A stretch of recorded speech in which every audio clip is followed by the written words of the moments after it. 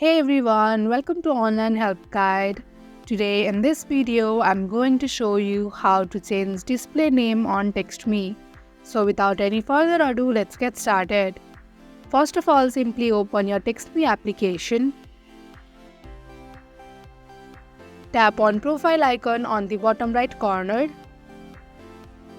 Now onto this account section, tap on my account. Tap on display name on the second row. Enter your first and last name.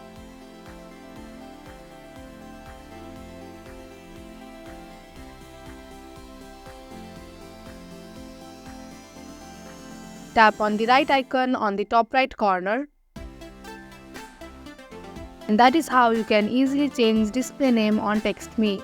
Thank you for watching Online Help Guide. Hope this video was helpful. If it was, hit the like button and comment below your questions and feedback.